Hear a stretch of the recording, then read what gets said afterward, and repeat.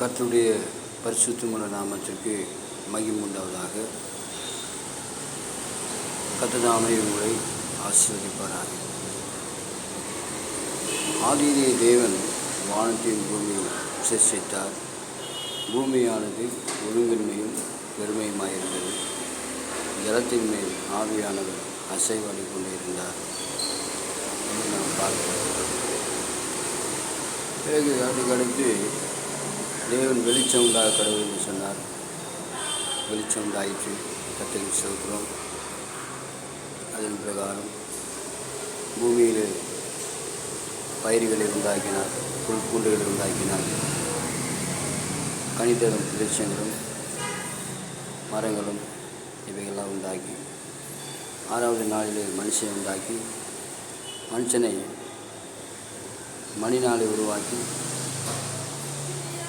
நாம் நமது சாயலாகவும் நமது ரூபத்தின்படியும் மனுஷனை சிருஷ்டிப்போமாக என்று சொல்லி ஆதியாகம புஸ்தகத்தில் நாம் படிக்கிறோம், வாசிக்கிறோம். இப்படி மனிதனை மணினாலே உருவாக்கி ஜீவ சுவாசத்தை நாசியிலே ஊதினார். இவர்கள் அந்த திருத்துவ தேவன் நமது என்று சொல்லப்பட்டது. நமது என்று சொல்லும்பொழுது அங்கே பிதா, குமாரன், பரிசுத்த ஆவியானவர் இவர்கள் மனிதனை சிருஷ்டித்திருக்கிறார்கள் என்று நாம் விளங்கிக் கொள்ள வேண்டும். கர்த்தருக்கு ஸ்தோத்திரம். அதுக்கடுத்து மனிதனை சிருஷ்டித்து அவர்கள் ஏதேன் தோட்டத்தில் வைத்து அந்த ஏதேன் தோட்டத்தில் ஜீவ விருட்சத்தின் கனி அங்கே உண்டாயிருந்தது. நன்மை தீமை அறியத்தக்க கனி அங்கே விஷயம் உண்டாயிருந்தது. கர்த்தர் பிறகு தேவன் ஆதாமுக்கோ ஏற்ற துணை வராதபடினாலும் ஏற்ற துணை இல்லாதபடினாலும் மனுஷனுடைய அந்த ஆதாமுடைய இருந்து அவர்கள் சதையை அடைத்திருந்தார் சொல்லப்படுது. ஒரு மனுஷி ஒரு ஸ்திரீயை உண்டாக்கி அந்த ஸ்திரீயானவர்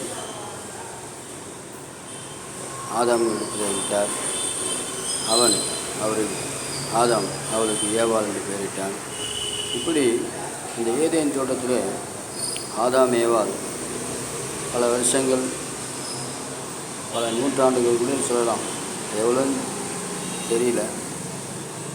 ஆகவே இந்த ஆதாம் ஏவாள் நல்ல வாழ்க்கை சமாதானமாகவும் பிரச்சனை இல்லாதபடிக்கு நிம்மதியாகவும் அவர்கள் வாழ்ந்திருக்கார்கள். ஏன்னு சொன்னால் கனி மரங்கள், காய்கள், சாப்பாடு வேண்டிய காரியங்கள் எல்லாம் தாவரங்கள் இருக்குது. அது மாத்திரம் இல்லை, ஜீவராசிகள் இருப்பார்கள்.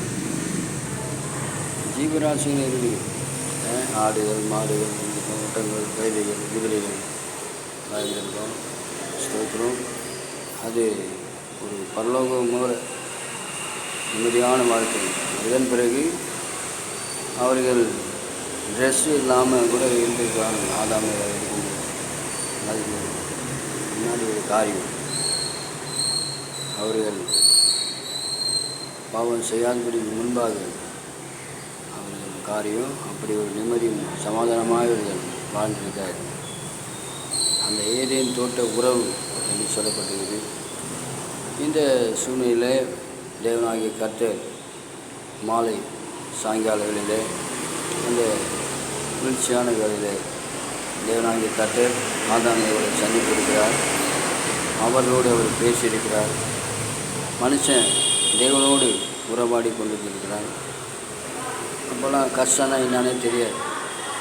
இப்படி அவங்க வாழ்க்கை நடத்திட்டு இருக்காங்க. கூட ஆதாமுகளை கூட ஏவாளம் இருக்குது, தோட்டங்கள் இருக்குது. ஆனால் வீடு எப்படி கட்டிருப்பாங்கன்னு தெரியல. ஒரு வீடு மாதிரி கட்டினாங்க அப்படி ஏதாவது இருக்குதா? கர்த்தருக்கு ஸ்தோத்திரம். இருக்கும். அந்த மரங்கள் கோவிலே அவங்களுக்கு ஒரு வீடு மாதிரி இருக்குதுன்னு நினைக்கிறேன். கர்த்தருக்கு ஸ்தோத்திரம். கர்த்தருடைய பரிசுத்த நாமத்துக்கு ஸ்தோத்திரம். அங்கே வீடு வாசல் எதுவுமே சொல்லப்படலை. அப்போ இந்த வாழ்க்கை ஒரு பரலோகத்தில் இருக்கிறது போல தான் இருந்தது. கர்த்தருக்கு ஸ்தோத்திரம். ஆண்டவர் சொல்லும்போது ஒரு ஸ்தலத்தை உங்களுக்காக ஆயத்தம் பண்ணுகிறேன்னு சொன்னார். அது பாவம் செய்த பிறகு ஆண்டவர் தியாகம் செய்து நம்ம மீட்டு கொண்டு அவர் திரும்ப அந்த சொல்லப்பட்ட வார்த்தைகள் கர்த்தருக்கு ஸ்தோத்திரம். ஆனால் அந்த ஏதேன் தோட்டத்தில் அந்த காரியங்கள்லாம் பார்க்கும்போது மிகவும் சமாதானமும் நிம்மதியாகவும் அவர் வாழ்ந்திருக்காரு. அப்போ ஜெபம் பண்ணியிருப்பாங்க, அதோட பேசணும். ஆனால் அதில் என்ன விஷயம்னு சொன்னால், சைத்தான் பிசாசு ஒன்றுங்குது, பிசாசு நம்ம செய்யப்படி காத்துடு தேவனோடு உள்ள உறவு, அப்புறம் தேவன் சொன்ன வார்த்தைக்கு மாத்திரம் நம்ம கீழ்ப்படியும். கற்றுக்க தான் முக்கியம். இன்றைக்கி நாம் கற்றுக்கொள்ள தெரிந்து கொள்ள வேண்டியது, தேவனுடைய வார்த்தைக்கு நாம் கீழ்ப்படிந்து வாழும்போது அநேக நன்மைகளும் ஆசீர்வாதங்களும் பெற்று நாம் நன்மை அடைவோம். அது நாம் இந்த வருஷங்களை ஆசீர்வதிப்பாராக. நன்றி.